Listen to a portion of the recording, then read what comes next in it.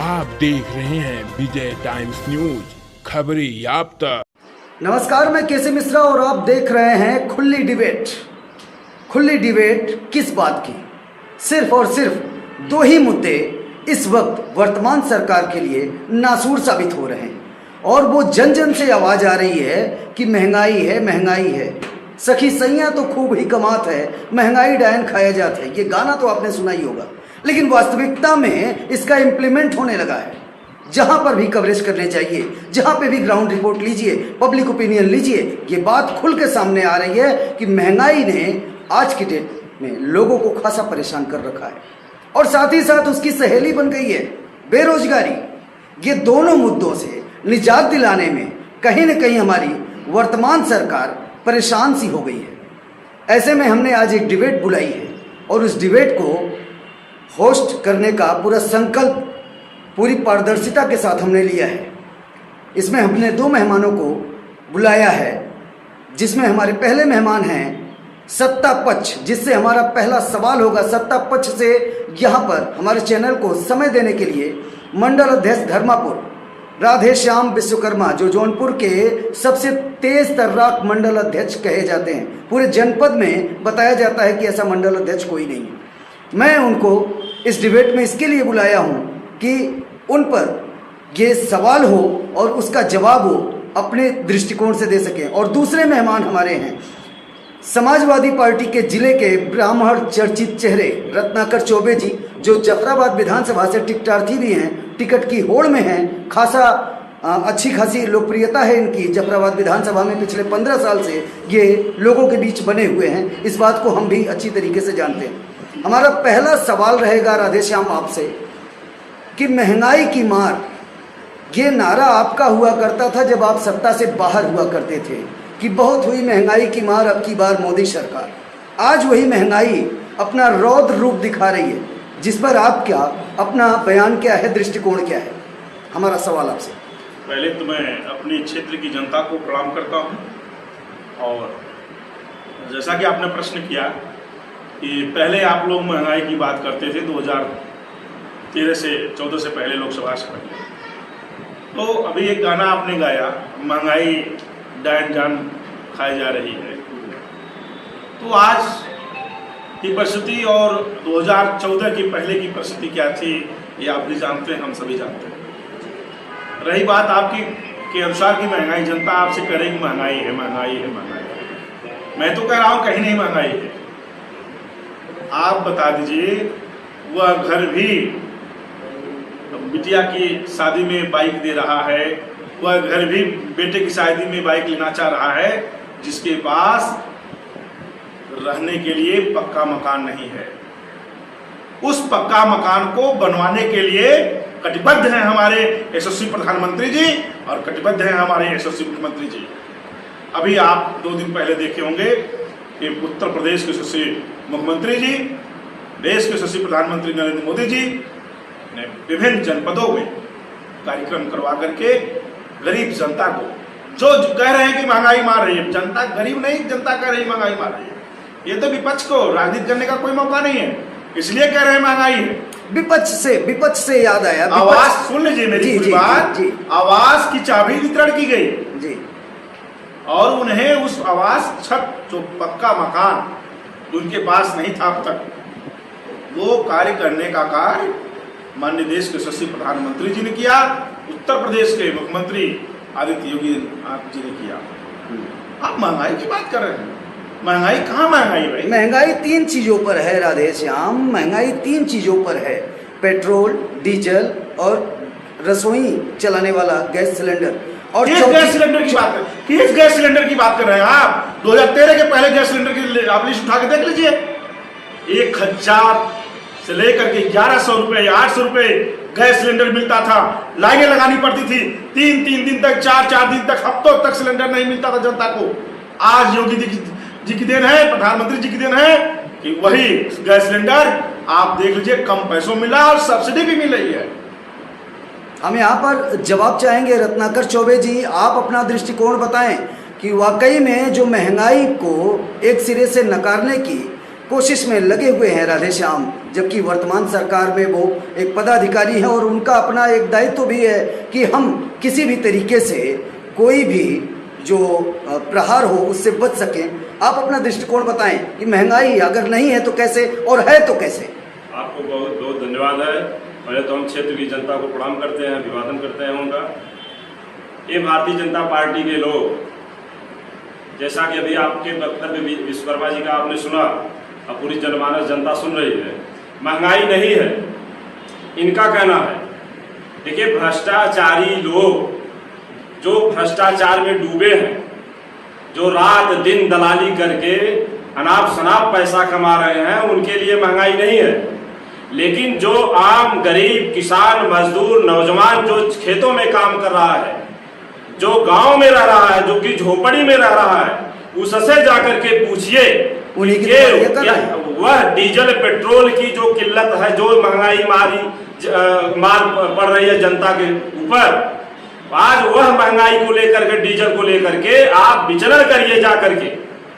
लोग अपने खेतों की जुताई नहीं कर पा रहे हैं, किसान जो है वो अपने खेतों की रुपाई नहीं कर पाया डीजल की महंगाई को लेकर के। अभी हम लोग गांव-गांव, चट्टी चौराहे पे नहीं, गांव में घुसने का काम कर रहे हैं और गांव में जाकर कह रहे हैं, सैकड़ों गांव में गिना सकता हूं कि जहां पर किसान खेतों की जुताई नहीं कर पा रहा है। मैं अभी, आज तो आपने डिबेट रखा है, अभी हमारे मोबाइल में है, मेरे फेसबुक पर चल रहा है। मैं बहरीपुर, राजेपुर, तिरमोहानी, बैरीपुर, हुसैपुर, शिवपुर, तमाम गांवों में विचरण किया।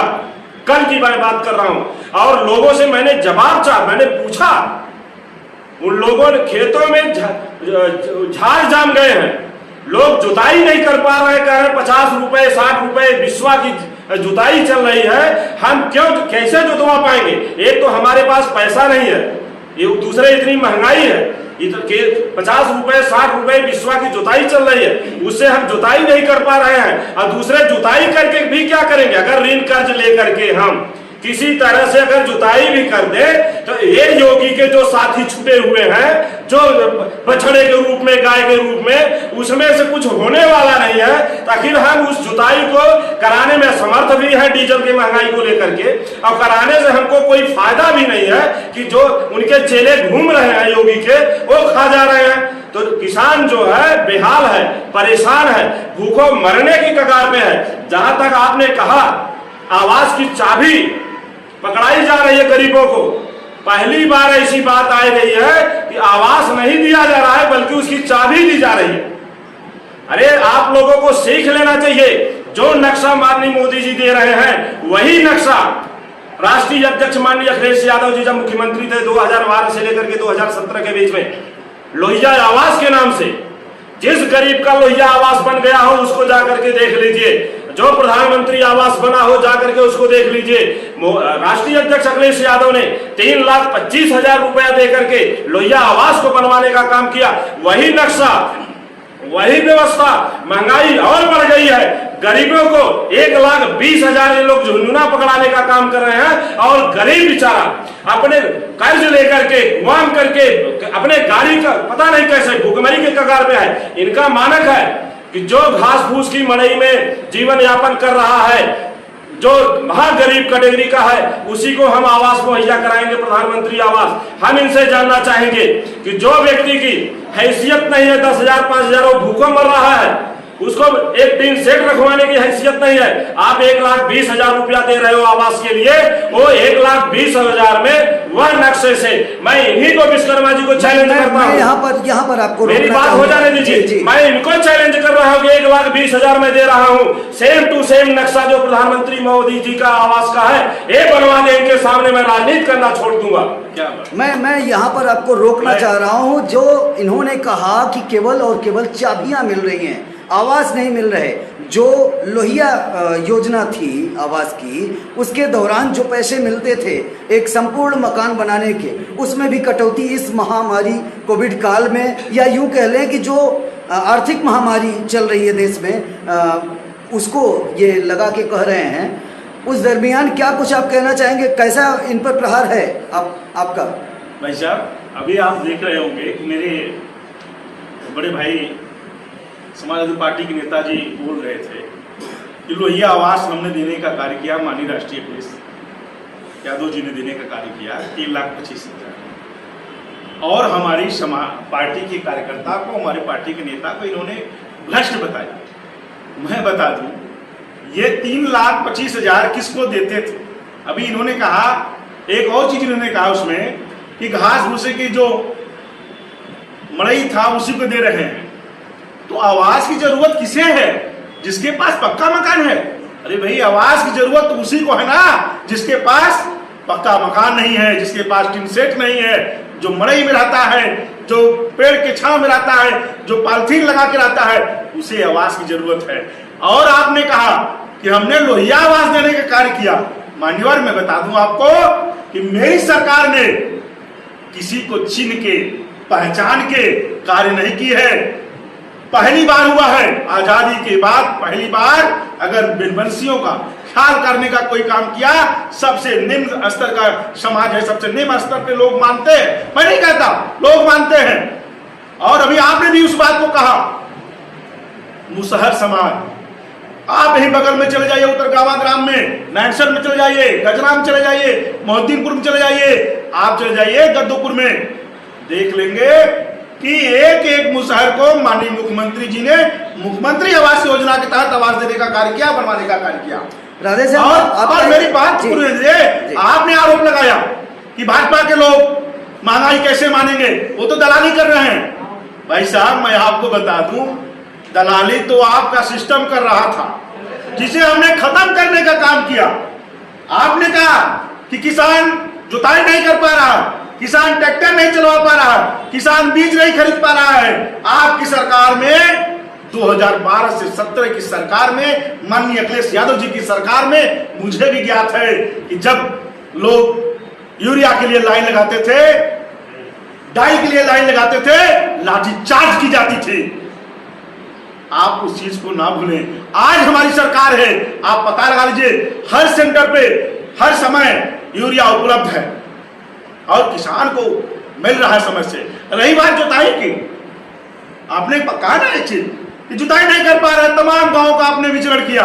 मैं आपको बता दूं 2001 बार माननीय मोदी जी पीएम किसान सम्मान निधि के तहत उस किसान को देने का कार्य कर रहे हैं जो किसान कमजोर वर्ग का है, जो किसान काम अपने खेत में नहीं कर सकता है, कर्ज लेने की स्थिति में किसी बड़े आप जैसे लोगों के पास जाकर के रिक्वेस्ट करता है 10,000 दे दो पंडित जी, 5,000 दे दो पंडित जी, या इतना दे दीजिए।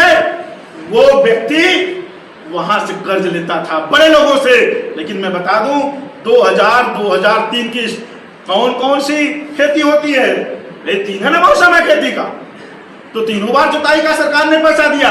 अब आप कहें कि जिसके पास सब कुछ है, सर्वव्यापी है, भाई मेरे उसको भी सरकार ने किसी को छीन कर नहीं दिया। हो सकता है आपका पीएम रजिस्ट्रेशन हुआ हो तो आपके खाते में भी 2,000 रुपया सरकार ने भेजा है। और मैं बता दूं,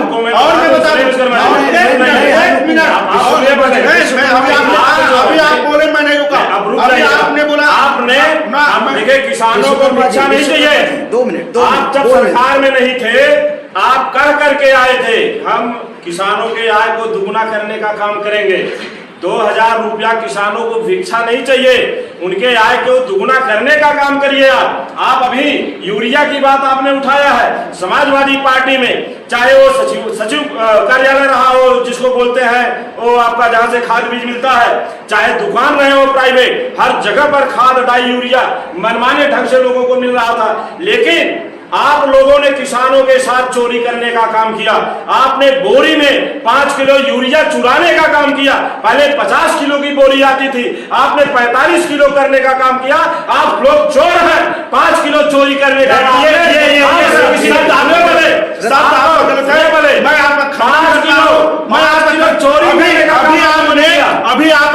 अभी आपने आरोप लगाया कि किसान चोरी कर, किसी से पूछे, अरे भाई साहब सुनिए, बोले 5 किलो आपने कहा कि जो पशु छुट्टा चल रहा है वो योगी जी के चेहरे हैं। अरे भाई योगी जी संत हैं, उनके चेहरे कहां से गए? पशु छोड़ने का कार्य कौन कर रहा है? हम कर रहे हैं कि आप कर रहे हैं? अरे जिसके पास सारी व्यवस्था है।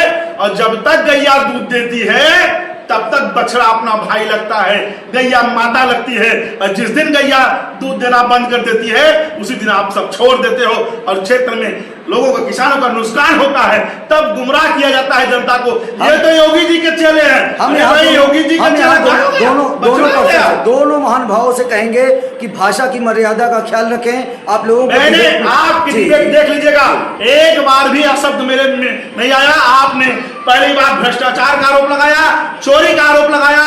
योगी जी जैसे संत व्यक्ति को 5 किलो यूरिया, आपने हमारी बात सुनिए, 5 किलो यूरिया चोरी करने का काम किया कि नहीं? कोई चोरी नहीं है। अरे 50 किलो की बोरी थी, कोई चोरी नहीं है। पहले 50 किलो की थी कि नहीं? हम आपसे पूछ रहे हैं, हमारी आपकी बात सब लोग सुन रहे हैं। 50 किलो की बोरी थी पहले कि नहीं?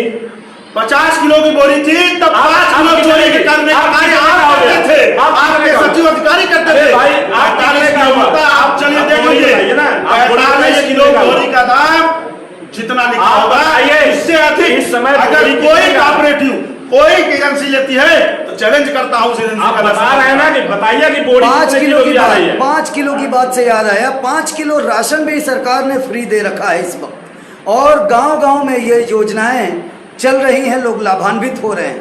राधे श्याम, आपसे हमारा सवाल सीधा रहेगा कि अपने 5 किलो की उस योजना को बताइए जो मुफ्त राशन की है, और बाद में हम रत्नाकर भाई से भी जवाब लेंगे उस पर।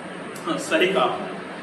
अब 5 किलो राशन की बात है। अभी मैं कहूंगा कि राशन सरकार हमारी इसलिए दे रही है कि कोविड काल था, ये हम सभी जानते हैं। बहुत बड़ी वैश्विक महामारी थी।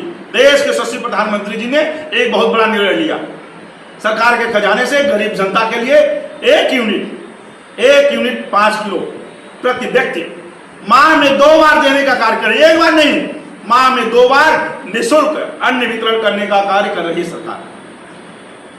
और किसी गरीब व्यक्ति के लिए जो कुछ नहीं कर पाया कोविड काल में, जिसके पास कोई व्यवस्था नहीं थी, अगर माह में 2 बार उसको अन्न मिल गया, अनाज मिल गया, तो कम से कम उसका जीवन यापन हो सकता था। दूसरी बात बता दूं, उसी कोविड काल के दौरान आप पता लगा सकते हैं विकास खंडों में जाकर के कि ठेले खोमचे वालों को 1000 रुपए देने का कार्य, एक तरह से उनका मदद करने का कार्य सरकार ने किया। अरे भाई, आपकी सरकार थी। हम तो ऐसे बड़ी वैश्विक महामारी में जहां पूरा विश्व घिर गया था, जहां सबकी नसें सूख गई थी, आप, मुझे लगता नहीं, मैं हृदय से बता रहा हूं, आत्मा से, आपकी भी आत्मा यही कहेगी कि जिस समय कोविड काल चल रहा था आप भी डर रहे थे, हम भी डर रहे थे, पूरा सर्व समाज, पूरा विश्व डर रहा था कि कहीं ये घटना हमारे साथ, हमारे परिवार के साथ ना हो। तमाम ऐसे लोग जिनके परिवार में एक व्यक्ति के पास रहता था, कोई जाने का कार्य नहीं करता था, लेकिन उत्तर प्रदेश के यशस्वी मुख्यमंत्री, धन्य हो प्रभु, हे ईश्वर, मैं तो कहता हूं बार बार योगी जी को धरती पे जन्म दो, जिसने अपने पिता के मरने के बाद भी, मृत्यु के बाद भी उनकी श्रद्धांजलि में जा सके, जनता की सेवा करने के लिए दिन रात वह व्यक्ति, वह मुख्यमंत्री, उत्तर प्रदेश के यशस्वी मुख्यमंत्री जी ने दिन रात जनता की सेवा की चिंता की कि कैसे अपने क्षेत्र की जो जनता, अपने उत्तर प्रदेश की जनता जो बाहर से अन्य प्रदेशों से आ रही, उनकी सुरक्षा व्यवस्था सब बसें लगा करके, हर जगह पे फोर्स लगा करके, सहयोग कर करके, तमाम कार्यकर्ताओं के माध्यम से जलपान की व्यवस्था, अन्न वितरण की व्यवस्था, भोजन की व्यवस्था। आपने ये भी सुना होगा, जो भी व्यक्ति चाहे वो ट्रेन से आया, चाहे जैसे आया, तो ट्रेन पे आया होगा, उसको भी खाद्यान्न देने का कार्य सरकार ने किया। रत्नाकर जी, एक सवाल आपसे भी रहेगा, यहाँ पर मैं राधे श्याम को रोक रहा हूँ। रत्नाकर जी, आपसे ये सवाल रहेगा कि जो अन्न वितरण हो रहा है, वो अन्न योजना के तहत लाभान्वित हो रहे हैं वो लोग, भारतीय जनता पार्टी इसे सेवा बताती है, वहीं आपकी पार्टी से ये बार बार सुनने को आ रहा है कि ये अवसर परस्ती है और इस अन्न के पीछे एक एक वोट का हिसाब छिपा है। आप इस पर क्या कहना चाहेंगे? ये आरोप आपकी पार्टी का है। मैं जो बोल रहा हूँ उसको ध्यान से सुनिए, चूंकि आप ही हम नहीं, इस क्षेत्र के लोग, समाज के लोग सुन रहे हैं।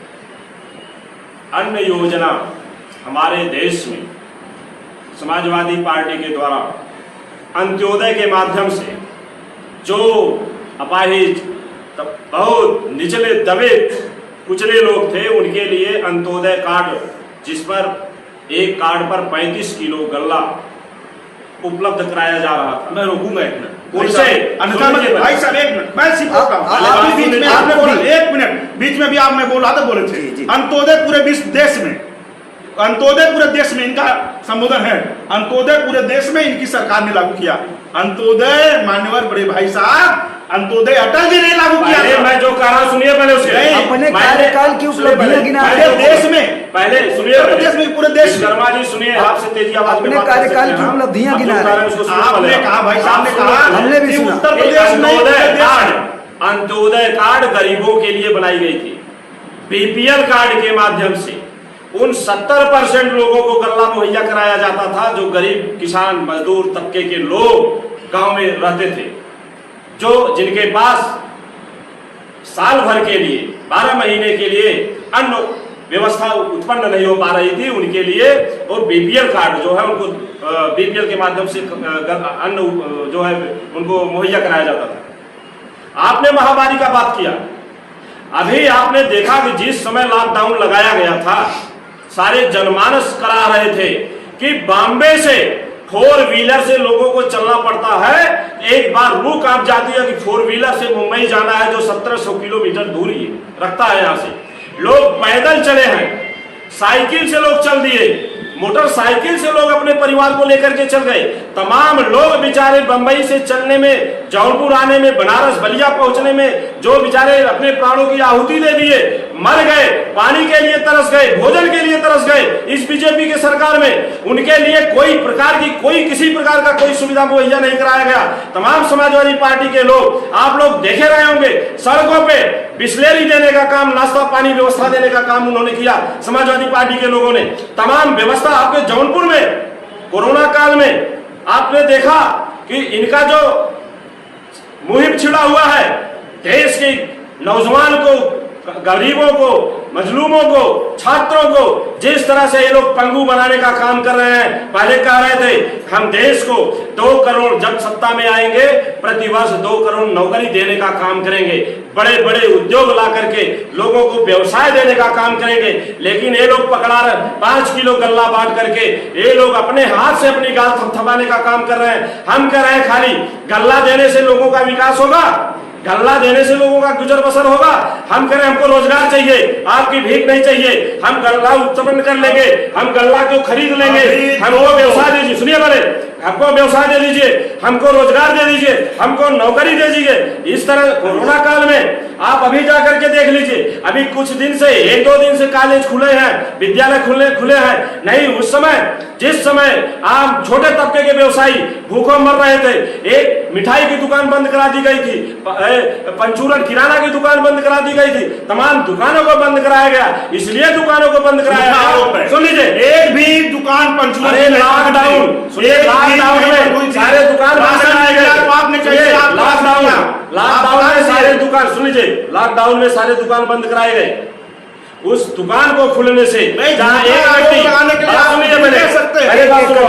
एक कपड़े की दुकान पर एक ग्राहक जाकर के कपड़ा लेगा, उस कपड़े को लेने से कोरोना पैदा हो जाएगा। जाकर के मीठे की दुकान पर एक लोग मीठा खरीदेंगे, उससे कोरोना पैदा हो जाएगा। जाकर के जो है किराने की दुकान पर किराना खरीदेंगे, वहां कोरोना पैदा हो जाएगा। लेकिन शराब की दुकान खुली थी, जहां लाइन लगा करके, और पहली सरकार ऐसी है, इसको हम बहुत घृणित सरकार बोलेंगे कि जहां शराब को लोग पुलिस को देख करके शराबी जो है भागने का काम करते थे, पहली सरकार ऐसी भारतीय जनता पार्टी की है जहां पुलिस के देख रेख में शराब देने का काम किया, शराब बेचने का काम किया। और अभी जाकर के रोडवेज में देख लीजिए, आज भी बच्चों के पढ़ाई को प्रभावित किया जा रहा है। आज 2 साल से बच्चों के जीवन को चौपट करने का काम किया जा रहा है। बसों में चले जाइए, रोडवेज में प्राइवेट बसें चल रही हैं, आप देख लीजिए वहां की स्थिति। बसों में खचाखच लोग भरे आए सफर कर रहे हैं, ट्रेनों में खचाखच भर करके लोग सफर कर रहे हैं। लेकिन बच्चे स्कूल में आएंगे, बच्चे स्कूल में पढ़ने आएंगे, उनसे उनको हाँ कोरोना पैदा हो जाएगा। लेकिन बसों में खचाखच लोग यात्रा कर रहे हैं, रोडवेज में यात्रा कर रहे हैं, आप ट्रेन में यात्रा कर रहे हैं, उस यात्रा से कोरोना पैदा नहीं होगा। लेकिन बच्चे घर से निकल करके आकर के स्कूल में शिक्षा लेंगे, कोरोना पैदा हो जाएगा। हम एक बात कहेंगे आपसे विश्वकर्मा जी, आप लोग अंधभक्त मत बनिए, मोदी कोई अंधभक्त नहीं है, आप लोग अंधभक्त नहीं है।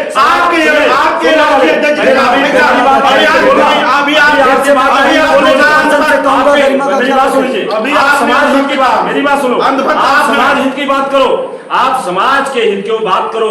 नौजवानों को 5 किलो राशन में उनको गुमराह किया जा रहा है और ये लोग चाह रहे हैं कि हमारे देश में 80% लोग जब सिर्फ भूख के लिए, क्षुधा के लिए परेशान रहेंगे, जब ज्यादा से ज्यादा लोग अशिक्षित होंगे समाज में, तो हम अंग्रेजों की तरह शासन चलाते रहेंगे। और आपको मैं बता दूं, बार बार मैं कह रहा हूं कि आज भी मैं कह रहा हूं इस डिबेट के माध्यम से, हमारे देश को अंग्रेजों से उतना खतरा नहीं था। मैं आम आवाम से आपके माध्यम से कहना चाहूंगा, हमारे देश में अंग्रेजों से उतना खतरा नहीं था। जिस तरह से अंग्रेज हाफ पैंट में आए हमारे देश को लूटने का काम किया, अब से हाफ पैंट धारी, खाकी धारी में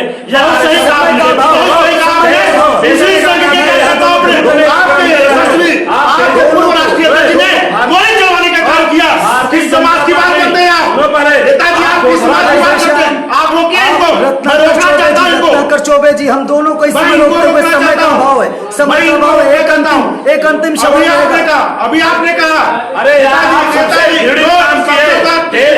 सत्ता पाने के लिए आपने कहा कांड करवाया, पुलवामा जैसा कांड आप लोगों ने करवाया। मैं चलने नहीं कर रहा हूँ, सत्ता पाने के लिए कांड करवाया। रत्नाकर जी, आपको यहाँ पर रोकूंगा। राधेश्याम आप बोलिए और आपसे अंतिम प्रश्न रहेगा, क्योंकि समय इजाजत नहीं दे रहा। किस बात का समय नहीं इजाजत देता? अभी आपने आरोप लगाया कि अंग्रेज आए, हाथ चड्डे में देश पे राज किए, और उसी तरह से ये लोग संघ वाले हाथ चड्डे में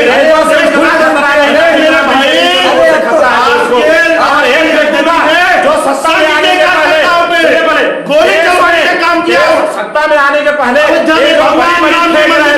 अब वो फेंकूनाज हो गए हैं, अब देश को बेचने का काम। अरे वो तो फुल पैंट में आ गए सर। अभी हाफ पैंट में चले जाइए,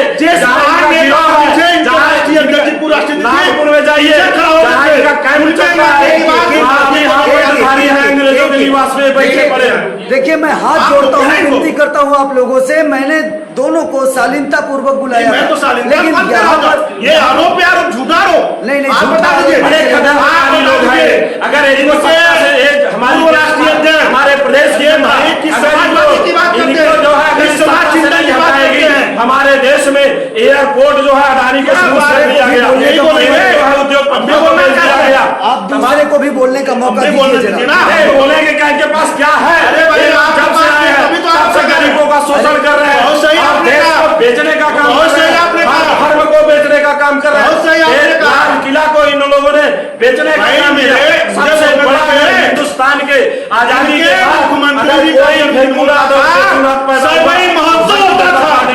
इनके मुख्यमंत्री का जन्मदिन होता था, सैफई महोत्सव होता था, देख लीजिए हमारे उत्तर महोत्सव मनाया गया। ऐसे पीपल का से अपना जन्मदिन मनाया, संबंध नहीं बात कर रहे हैं। ऐसे लोग आकर के जो है एक अंतिम सवाल रहेगा। आगरा एक्सप्रेस बनवाया है, एक अंतिम सवाल, बहुत सही। आपने समाजवादी पार्टी बनवाई है, 600 करोड़ से मेडिकल का एक अंतिम सवाल समाजवादी पार्टी आपने पूरा नहीं किया। आप दोनों से एक अंतिम सवाल रहेगा। आप दोनों से समाज को अगर किसी ने सम्मान देने का काम किया तो राष्ट्रीय अध्यक्ष अखिलेश यादव, रामाश्रय विश्वकर्मा को। अरे किसकी बात करते हो?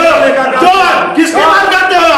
जो अपना विद्यालय अपने पिता के नाम नहीं करके उस विद्यालय का नाम एक यादव के नाम से चलाता हो, अंधभक्त हो,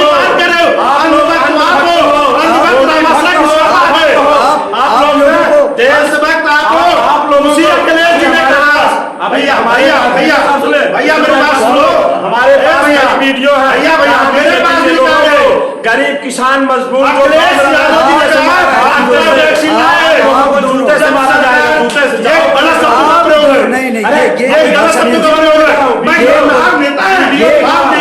कोई भाषा नहीं है। आप ये सच बोल रहे हैं, ये कोई भाषा नहीं है। भाषा है आपकी। जनता ऐसे संस्कार वाली पार्टी नहीं लेता है। अरे दुर्भाग्य होगा जनता पर, जबराबाद की जनता को अगर इनको टिकट मिल जाएगा तो। अरे भाई साहब, के लोग क्षेत्र में जा रहे नेता होना चाहिए जिसने कोई भेदभाव नहीं किया। समाज के नेता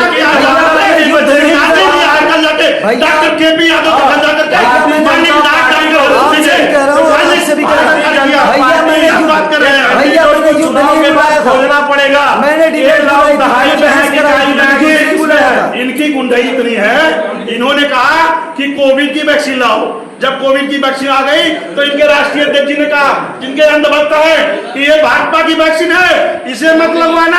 और जब हमने ऊपर पड़ गया तो जाके चोरी से वैक्सीन लगा करके फोटो खिंचवाइए। अरे भाई राधेश्याम जी, आपसे मेरा अंतिम प्रश्न रहेगा सत्ता पक्ष से। मेरा अंतिम प्रश्न रहेगा सत्ता पक्ष से। बदहाल सड़कें आज भी ज्यों की त्यों पड़ी है, कारण जानना चाहूंगा। कोई बदहाल सड़कें नहीं। जिस पार्टी के नेता है, मैं ग्राम सभा कबरुद्दीनपुर को केवल बात उठा दूं, सबकी बात छोड़ दीजिए। ग्राम सभा कबरुद्दीनपुर में उस रास्ते को भी बनवाने का डॉक्टर हरेंद्र सिंह जैसा विधायक ने कार्य किया, जहां पे समाजवादी पार्टी के गुंडे गट्टा फुला के चलते हैं। कबरुद्दीनपुर पश्चिम बस्ती देख लीजिए, पिच रोड का सपना नहीं देखे थे। 5 साल की सरकार थी, त्रिपाठी जी यहाँ से विधायक थे, और समाजवादी पार्टी सरकार में वो पिच रोड नहीं हुई।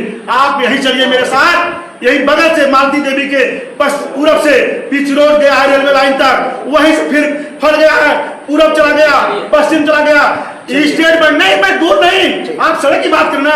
यही स्टेट बैंक से जहाँ पे 3 बार मार्केट में जहाँ पे वहाँ कार्य चल रहा है, इमलो चले जाइए, चल रहा आप हौज से कार्य चल रहा है, जफराबाद से इमलो चले जाइए, आप इटायल चले जाइए, आप बढ़िया चले जाइए। इसी रास्ते पे पहले गड्ढों में सड़क होती थी, गड्ढों में सड़क हो रही है। पहले सड़कों में गड्ढा हुआ करता था, 5 साल आपकी सरकार चला हो गई है। मैं 5 साल से बात कर लो, कुछ तो करो। गौरव बादशाह बात करें, जो है मैं आपके सवाल मीडिया के बारे में बहुत लंबी चली जाएगी। वक्त की कमी है, आधे घंटे से ऊपर की बहस हो चुकी है। जिस विधानसभा में ये जफराबाद की विधानसभा पहले जब प्यार से होती थी, हमारे ही ग्राम सभा के पूर्व मंत्री कैबिनेट में रहे बसपा सरकार में, आज समाजवादी पार्टी ज्वाइन के माननीय जगदीश नारायण जी, और मैं बता दूं 1-2 रोड केवल थे, केवल 2, एक दक्षिण से उत्तर, उत्तर से दूसरी उत्तर से दक्षिण, केवल इतनी रोड थी। आज जाके देखिए कीर्तिपुर की दशा, आगे फिर बुलाया जाएगा, आगे फिर बुलाया जाएगा। भाई साहब सुनिए, आप रोड की बात करें, जितना विकास किया आपसे बात की राजनीति करते हैं। अभी ने आरोप लगाया, जाकर के देख लो, ये आरोप लगाया कि विश्वकर्मा समाज को सम्मान देने से पानी छू रहा है, इतना भ्रष्टाचार मचा है। जिस भारतीय जनता पार्टी के लोगों को बड़े भाई से चलने की आरोप लगाया, फॉर्च्यूनर से चल रहे हैं, विश्वकर्मा समाज को सम्मान देने से केवल समाजवादी पार्टी को सिर्फ समाजवादी पार्टी को सम्मान देने का। अरे मेरे भैया, दोनों लोगों से विश्वकर्मा श्रम सम्मान योजना आधे का वक्त चला गया है, योगी जी ने किया, मोदी जी ने किया है। घंटे का वक्त चला गया है, अब इजाजत का वक्त आया है, फिर से डिबेट बुलाई जाएगी। आप यही दोनों रहिएगा, आप लोगों को लड़ने में बहुत दिलचस्पी नहीं, कोई लड़ना नहीं। लेकिन इस समय हम बता दें कि अब यही पे समाप्त की जाती है। अब आगे इजाजत दीजिए, दूसरी बार फिर से बुलाया जाए।